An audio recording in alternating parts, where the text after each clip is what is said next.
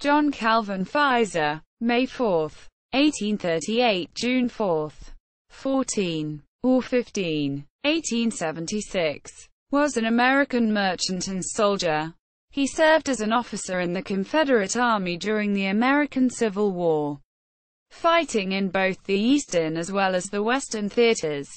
Fiser was seriously wounded 5 times in the conflict, losing an arm in 1863's Battle of Fort Sanders, and he was appointed a general officer late in the war.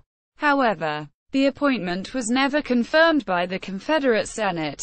Afterward he returned to his business interests and was active in Confederate veterans organizations.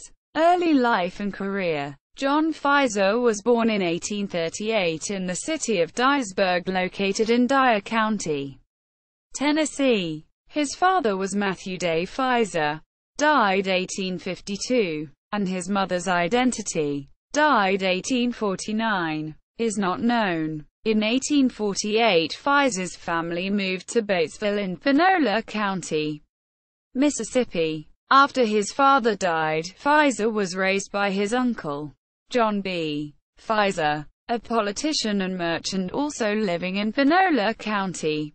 In 1853 he began working in Lafayette County, clerking in a country store near the shore of the Tallahatchie River. In 1855 Fiser moved to Memphis, Tennessee, and found work as a cotton merchant and later in the mercantile business. Civil War service. When the American Civil War began in 1861, Fiser returned to Mississippi to follow the Confederate cause. On May 27, he was elected a first lieutenant in the 17th Mississippi Infantry, assigned to Company H, styled the Panola Vindicators, in the regiment he had helped create in Panola County. On June 4 he was made the regiment's adjutant, and he participated with the 17th Mississippi in the First Battle of Bull Run on July 21. That autumn he fought with distinction during the Battle of Bull's Bluff, where he was praised for his most important and effective service.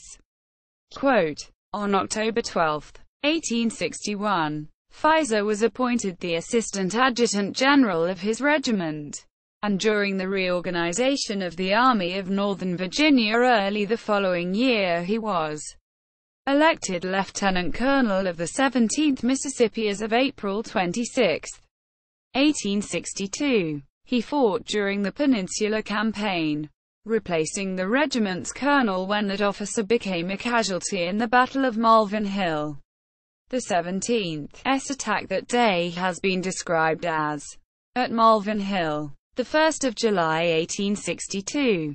About 6 in the evening, they made a desperate charge upon the Federal line, under a terrible fire of shell, grape, canister and minié-balls, but without success. Colonel Holder was wounded and Lieutenant Colonel Fiser took command. Fiser continued to command the regiment during the Maryland campaign in the fall of 1862, leading it in the Battle of Antietam on September 17. Later that year he was appointed adjutant of his brigade. He fought during the Fredericksburg campaign that winter, part of Brig. Gen. William Barksdale's brigade that defended the Rappahannock River crossing at the town on December 11. Fiser was wounded during the main battle 2 days later. He then fought during the 1863 Gettysburg campaign, and was wounded during the Battle of Gettysburg that July. Fiser was first shot in the cheek and then hit in the same leg twice. Fort Sanders. In the fall of 1863, Fiser and his regiment were sent west with Lieutenant Gen. James Longstreet's 1st Corps units. He participated in the Battle of Chickamauga and then fought during the Knoxville campaign. On November 29, Fiser was hit in his right arm as he reached the top of the Union defensive position during the Battle of Fort Sanders, a wound requiring the amputation of the limb. An account of his actions in the attack follows.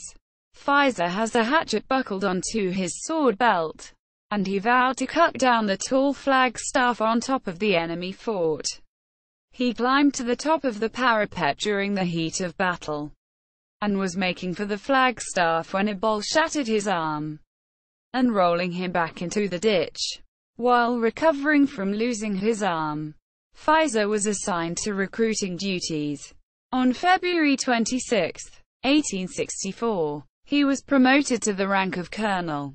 But the wound was slow to heal and he resigned his commission on June 12 and returned home. That winter, Marge, Gen. Lafayette McLaws asked for Fiser for service in South Carolina, and he rejoined the Confederate Army.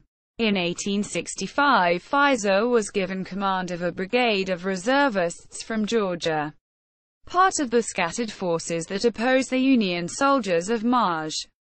Gen. William T. Sherman during the Carolinas campaign. On April 9, his small 800-man brigade was merged with that of Col. George P. Harrison, his senior, reducing Fiser to regimental command. Also in 1865, Fiser was appointed a brigadier general.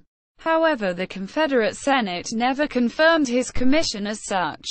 Post-bellum, when the Civil War ended in 1865, he returned to Memphis, Tennessee, where he resumed his pre-war business affairs. In 1866 he married Hayes Dunn, with whom he would have 3 daughters, and shortly thereafter changed the speaking of his name to Fiser, reasoning that was the way it had sounded all his life.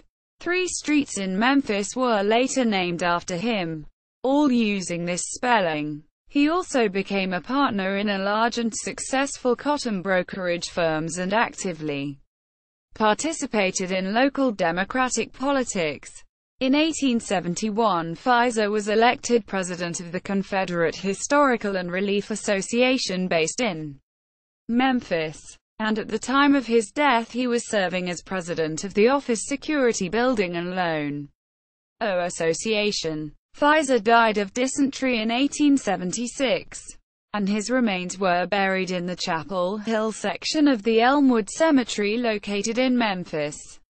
See also: List of American Civil War generals. Acting Confederate. Notes. Further reading. Roland. Dunbar. Military History of Mississippi. 1803–1898. The Reprint Co. 1908. Reprinted 1983. ISBN 0-87152-266-7.